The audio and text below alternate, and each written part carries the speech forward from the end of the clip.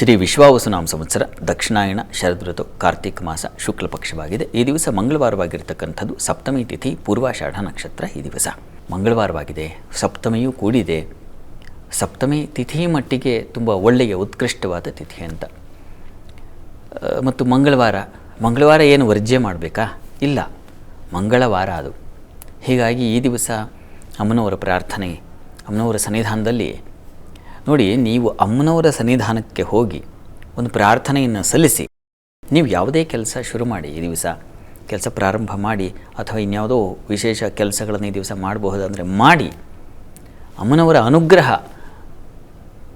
ಅಲ್ಲಿ ಪ್ರಾರ್ಥನೆ ಮಾಡ್ಕೋಬೇಕಷ್ಟೇ. ನೋಡಮ್ಮ, ಒಂದು ನೈವೇದ್ಯವನ್ನು ಮಾಡಿಟ್ಟರೆ ನಾವು ಅದರಲ್ಲಿ ನೋಡಿ, ಉಪ್ಪು, ಹುಳಿ, ಖಾರ, ಸಿಹಿ ಎಲ್ಲವೂ ಷಡ್ರಸೋಪೇತವಾದ ಭಕ್ಷ್ಯ ಇವುಗಳನ್ನು ಸಮರ್ಪಣೆ ಮಾಡೋದು ನಾವಲ್ವ ತಾಯಿಗೆ.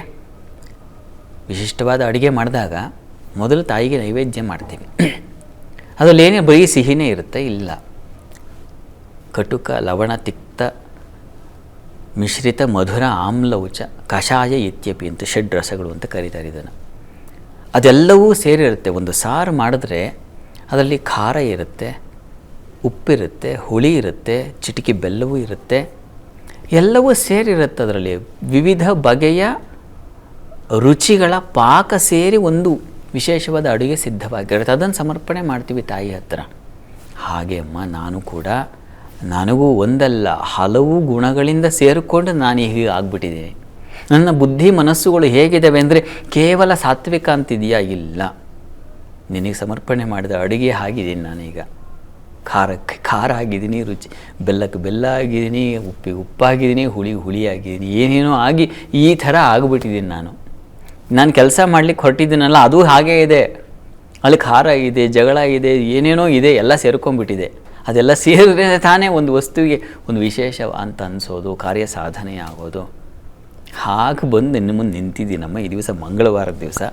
ಹೀಗಾಗಿ ನಾನು ಹೊರಡೋ ಕಾರ್ಯಕ್ಕೋ ಮತ್ತೊಂದಕ್ಕೋ ಅಂಥದ್ದು ನಿನ್ನ ಅನುಗ್ರಹ ಇರಲಿ. ಹೇಗೆ ಇವುಗಳನ್ನೆಲ್ಲ ನೀನು ಸ್ವೀಕರಿಸಿ ಅದನ್ನು ಪ್ರಸಾದ ಅಂತ ನಾನು ಕಣ್ಣಿಗೆ ಹೊತ್ಕೊಂಡು ತಿಂತೀನೋ ಆ ಥರ ನಿನ್ನ ಅನುಗ್ರಹದಿಂದ ನಾನು ಮಾಡುವ ಕೆಲಸ, ನಾನು ತೊಡಗುವ ಚಟುವಟಿಕೆ ಯಾವುದೇ ಇರಬಹುದು, ಅವುಗಳಲ್ಲೆಲ್ಲ ನಿನ್ನ ದೃಷ್ಟಿ ಅದು ಬಿದ್ದುಬಿಟ್ರೆ ಅದು ಪ್ರಸಾದವಾಗುತ್ತೆ. ನಾನು ಮಾಡುವ ಎಲ್ಲ ಕೆಲಸ ನೀನು ಕೊಟ್ಟ ಪ್ರಸಾದ ಅಂದ್ಕೊಂಡ್ಬಿಡ್ತೀನಿ.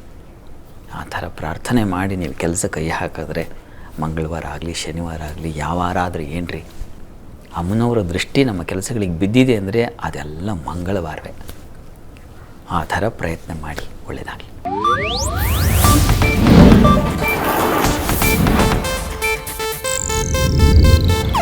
ಇದು ಏಷ್ಯಾನೆಟ್ ನ್ಯೂಸ್ ನೆಟ್ವರ್ಕ್ ಪ್ರಸ್ತುತಿ.